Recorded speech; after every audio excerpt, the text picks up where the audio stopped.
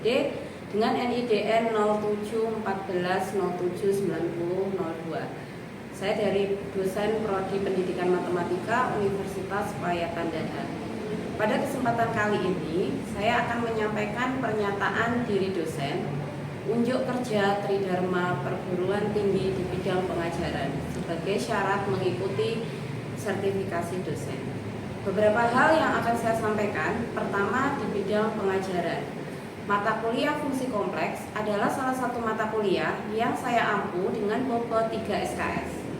Fungsi kompleks merupakan salah satu mata kuliah yang pada program studi pendidikan matematika merupakan mata kuliah wajib yang di dalamnya mempelajari bilangan kompleks, fungsi-fungsi analitik, dan fungsi-fungsi elementer dan integral. Capaian pembelajaran pada mata kuliah fungsi kompleks meliputi: yang pertama, mahasiswa mampu menjelaskan bilangan kompleks, operasi dasar bilangan kompleks, sifat-sifat bilangan aljabar pada bilangan kompleks. Mahasiswa mampu menjelaskan analitik, mahasiswa mampu menjelaskan fungsi-fungsi elementer, dan mahasiswa mampu memahami konsep integral.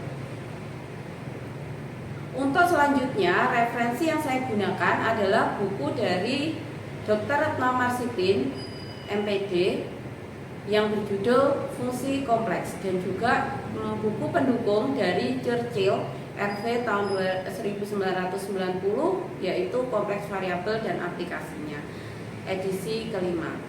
Adapun penyampaian materi secara luring sebanyak 16 kali pertemuan, dengan pertemuan ke-8 merupakan UTS, dan juga pada pertemuan ke-16 merupakan UAS. Adapun penilaian kelulusan mata kuliah untuk fungsi kompleks itu meliputi kehadiran dengan bobot 15% dari kehadiran total. Tugas 20% dilaksanakan secara mandiri atau kelompok. Untuk UTS-nya dengan bobot 30% dan UAS-nya dengan bobot 35%. Selanjutnya, saya akan memberikan gambaran terkait perkuliahan fungsi kompleks dalam video pembelajaran. Selamat menyaksikan. Wassalamualaikum warahmatullahi wabarakatuh.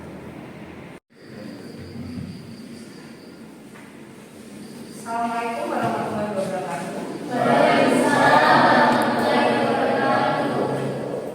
Bagaimana kabarnya hari ini? Oke, sehat semua ya. Alhamdulillah. Ini adalah pertemuan kedua kita, dan di pertemuan pertama kemarin kita sudah menyampaikan terkait RTS, kontrak kuliah, ya kan? Nah, jadi di pertemuan kedua ini kita akan langsung membahas untuk materi yang pertama. Walaupun kemarin sempat kita singgung juga untuk pertemuan pertama, mata kuliah kita fungsi kompleks, ya. Dan fungsi kompleks itu memang di SMA waktu kalian belajar mungkin belum diberikan, ya. Jadi belum diberikan. Jadi fungsi kompleks itu baru diberikan di SMA, tapi untuk yang kurikulum terbaru. Jadi mungkin adik-adik kelas kalian sekarang sudah tahu. Jadi kalau kalian belum, nah, ada keunikan pada mata kuliah ini karena dulu di SMA belum, dan mengapa belum? Jadi waktu di SMA itu dulu kalian pernah tahu bahwa ada akar dari negatif 4. Nah, di sini jawabannya apa dulu? Kalau di SMA dulu. Jadi kalau akar dari negatif 4 sudah pernah ketemu apa belum? Pasti tahunya apa? Akar dari 4, ya. Akar dari 4 itu adalah berapa? 2. Nah, jadi kalau X kuadrat sama dengan 4, maka X itu adalah apa? Plus minus akar 4. Jadi hasilnya bisa positif 2 atau bisa negatif 2. Itu ya. Nah, ya kan? Nah, jadi kalau soalnya seperti ini, tentulah ketemu bahwa dia hasilnya ada 2, yaitu positif 2 sama negatif 2. Kenapa? Nah, mari kita cek. Kalau 2 dikuadratkan itu hasilnya berapa? 4. Kalau negatif 2 dikuadratkan hasilnya berapa? Berapa? Positif juga 4 kan? Nah, artinya 2 dikuadratkan hasilnya sama dengan 4.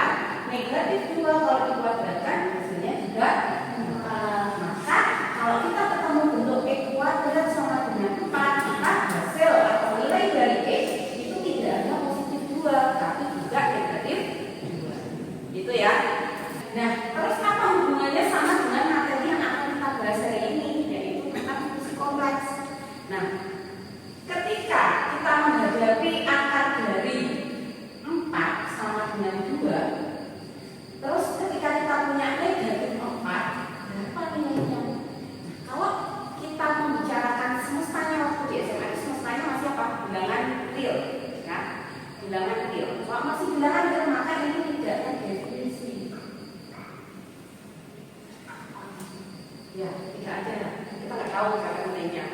Ya udah kakak negatif 4. Nah, tapi ketika kita sudah belajar tentang fungsi kompleks, nah, mata kuliah yang akan kita bahas fungsi kompleks.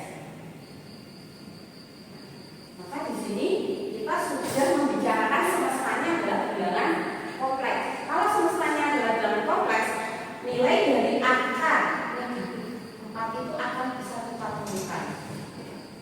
Nah, bagaimana? Jadi ada pada di bilangan kompleks itu ada negatif 1 itu sama dengan I. Ya, negatif 1 itu sama dengan I. Akar negatif 1 sama dengan I. Sehingga kalau I kuadrat itu hasilnya adalah negatif 1. Ya. Nah, sekarang kita cek berapa hasil dari negatif 4 yang dulu di SMA kita tidak tahu, sekarang di kuliah dengan mata kuliah fungsi kompleks kita bisa menemukan nilai dari negatif 4, akar negatif 4. Kita cek akar dari negatif 4 itu berarti tahu dulu akar dari negatif 4 negatif 1 dikali 4. Nah, menurut sifatnya kalau seperti ini maka boleh kita jabarkan akar negatif 1 dikali akar 4. Nah, akar negatif 1 tadi dia nilainya apa? Kemudian akar 4 2. Sehingga hasilnya adalah I kali 2 yaitu 2. Ya, jadi ada hasilnya. Kenapa? Karena kita sekarang pembicaraannya adalah bilangan kompleks. Nah, ayo kita lanjutkan. Silakan bukunya dibuka yang sudah di-share pada pertemuan pertama kemarin. Nah, jadi untuk RPS-nya sudah dibagikan ya, sudah dibaca juga. Kemudian kita ingat kembali bahwa di RPS untuk pertemuan yang pertama, nah ini tadi kemarin kita hanya menyinggung sedikit saja sehingga ini kita kembangkan di pertemuan kedua, yaitu mahasiswa memahami sistem bilangan kompleks, operasi dasar bilangan kompleks, sifat-sifat aljabar bilangan kompleks. Nah, untuk bukunya yang sudah di-share silahkan dibuka. Nah ini ya, ini bukunya. Kita mulai awal lagi ya, belajar bilangan kompleks dan aljabar. Nah, untuk bilangan kompleks itu kita simbolkan dengan Z ini. Kita simbolkan dengan Z ya. Z itu adalah simbol dari bilangan kompleks. Nah, kemudian bentuk umumnya adalah X ditambah IZ dengan apa? Nah, I-nya adalah akar negatif 1 yang sudah kita ulas tadi. Nah, jadi ini tadi sudah kita tuliskan bahwa I-nya adalah akar negatif 1, maka untuk I kuadratnya itu adalah negatif 1. Atau ditulis sebagai pasangan berurutan. Kalau penulisan pasangan berurutan, nah Z, nah berarti seperti koordinat ya, jadi X, Z. Tuh, jadi ini bentuk umumnya ya. Jadi ini adalah bentuk umum dari bilangan kompleks.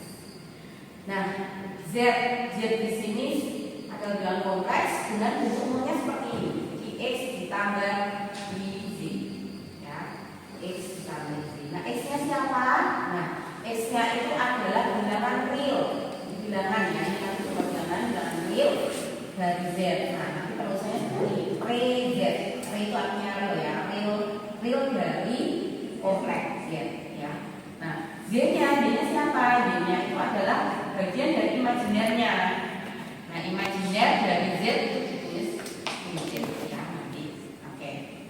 Nah, kemudian ini berarti kesimpulannya bahwa X itu adalah Z-nya dan Z-nya itu adalah Z.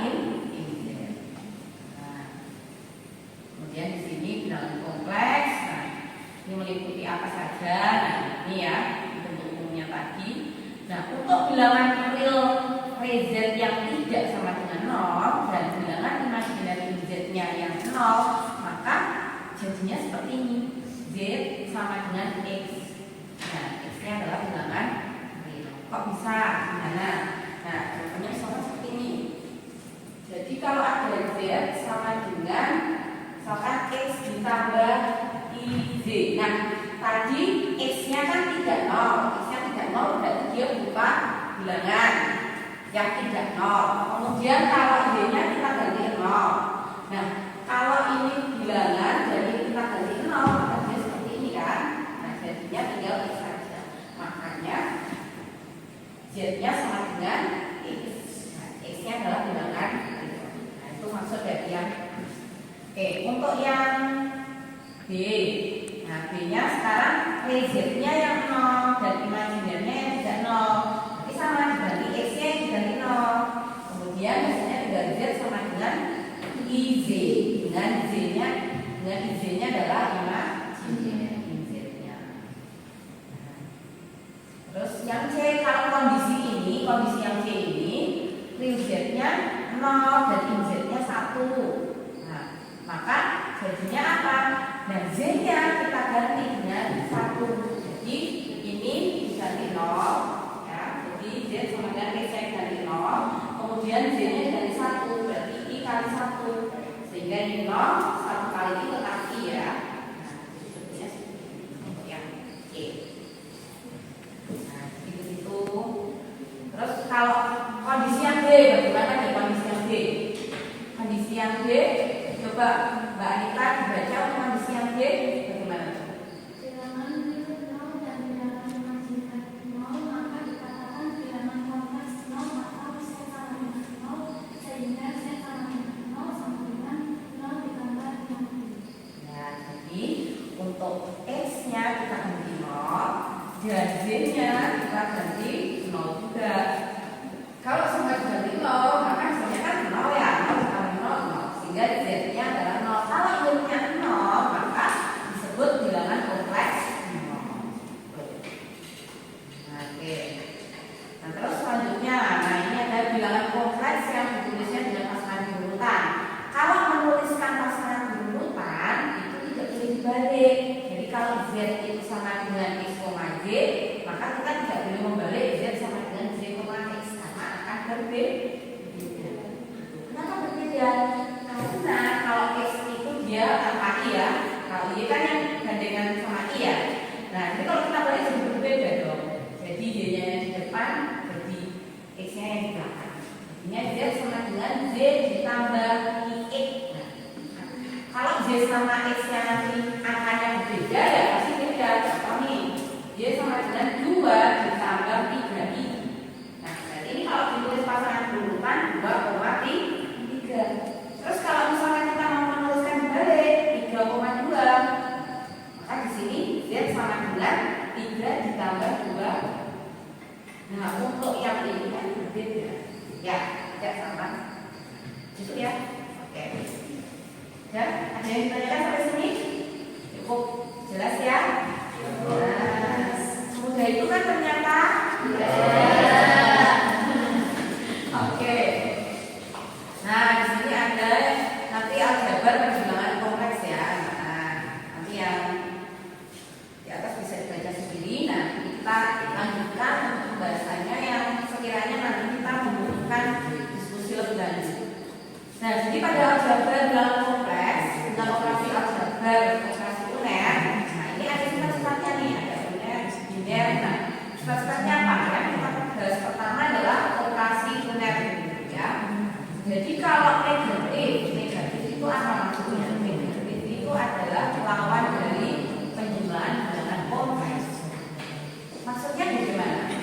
Nah, kalau di bilangan kompleks itu kita tulis untuk umumnya yaitu Z sama dengan X ditambah IZ, maka kalau negatifnya ya kita sebutkan semua ya. Nah, itu cukup jelas ya sebenarnya negatif Z sama dengan berarti negatif dari Z yang awal sehingga jadi negatif X terus negatif I Z. Jadinya negatif X dikurangi I Z. Nah, ini cukup jelas nih. Tidak perlu dibahas lebih lanjut. Nah, untuk kawan itu konjugit dari bilangan kompleks. Nah, kalau dia Z-nya bentuk X ditambah IZ, nah kawannya bagaimana? Kawan itu simbolnya ini ya, Z yang terus di atas itu ya. Nah, simbolnya itu maka dia kawan kayak dulu waktu di SMA merasionalkan dengan sekawannya, sekawan. Kalau positif sekawannya apa? Negatif.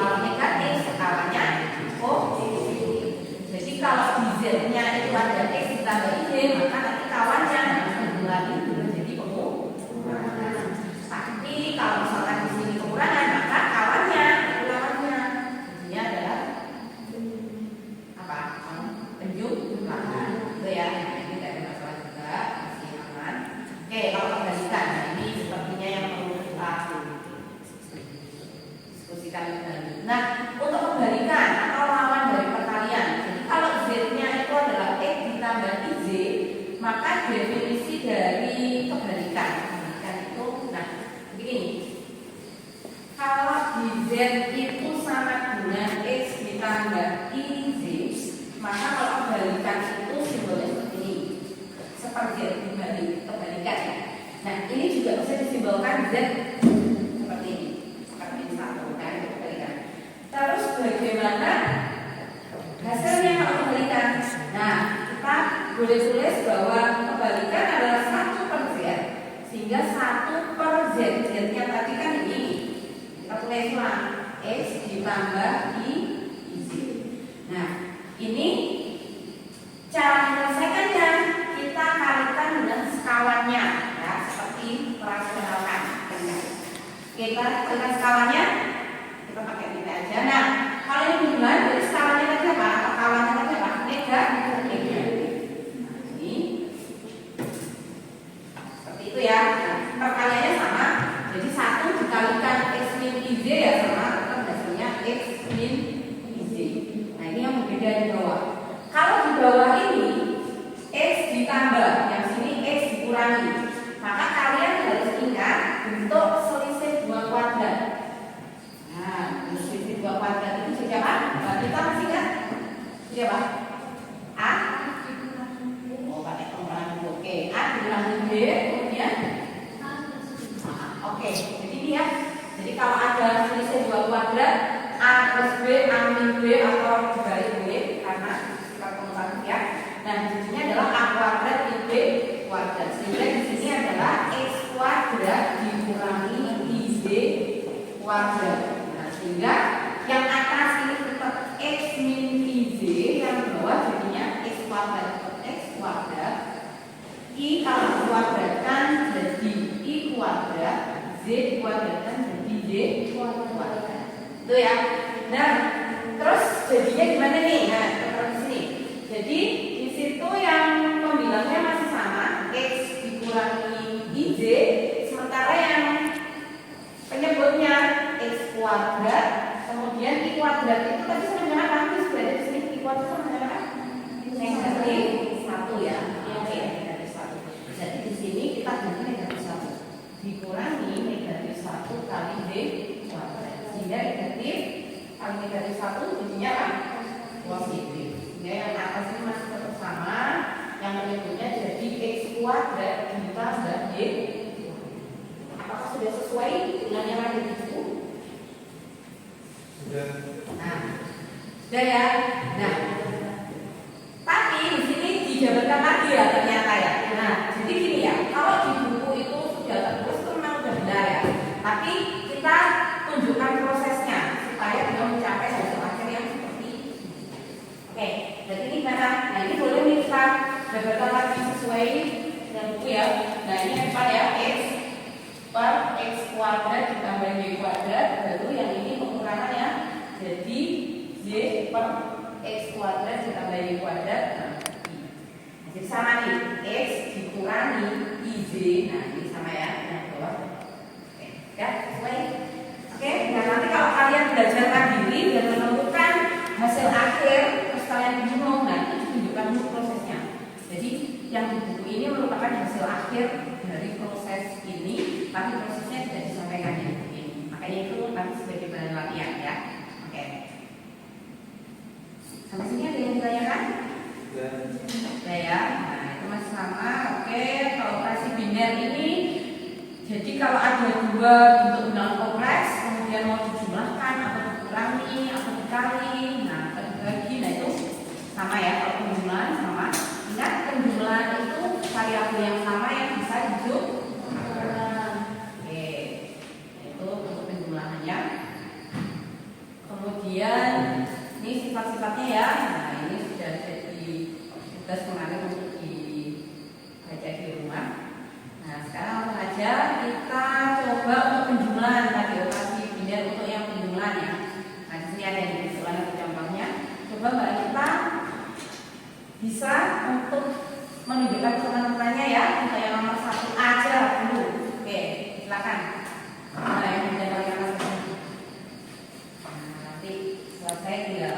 dicatat semua. Oke, ini yang kanan dulu.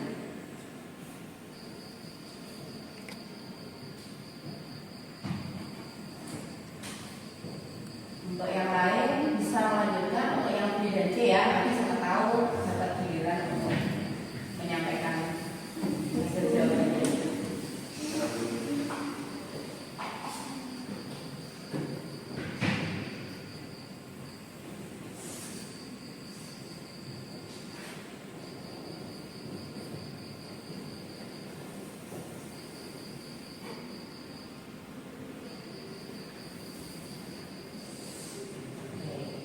Sudah yakin jawabannya?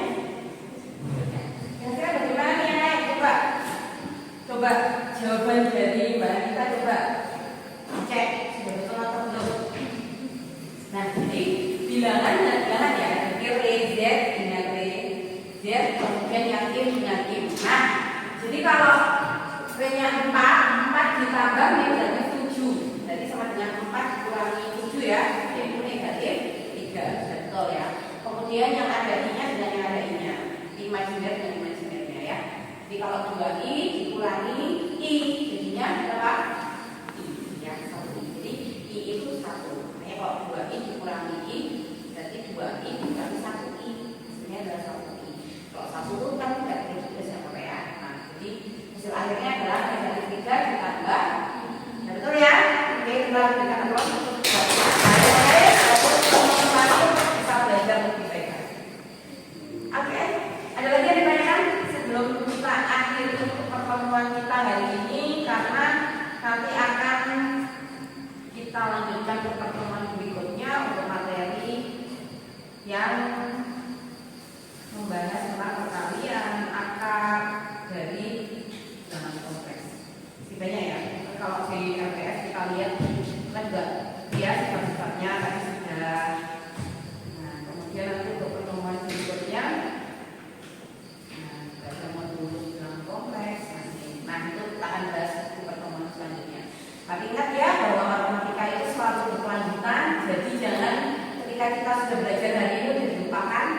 Jadi nanti pertemuan berikutnya gimana? Jadi matematika itu adalah selalu bersyarat ya. Jadi untuk mempelajari materi yang sekarang kita perlu mempelajari materi yang sebelumnya. Makanya untuk mempelajari yang bilangan kompleks ini kita juga harus mengingat lagi sistem bilangannya. Kalau ada yang masih kan sistem bilangan ada apa sih? Ada bilangan apa sih? Bilangan asli ya. Kalau ada nolnya berarti jadi bilangan cacat ya. Kalau ada ditambah bilangan negatif jadi bilangan bulan. Kemudian nanti ada akar, pecahan, ya, dan itu sampai nanti hasilnya bilangan kompleks itu yang paling luas ya. Makanya materi yang paling luas akhirnya kita bisa mengetahui hasil dari akar minus gitu ya. Nah kalau dulu kita belum bisa menemukan, kalau sekarang kita belum tahu. Oh ternyata itu akar negatif 4 itu ada ya hasilnya ya. Nah jadi kalau untuk kalian yang mahasiswa pendidikan matematika, kalian bersiap nih nanti dengan materi ini untuk disampaikan ke peserta didik. Kenapa? Karena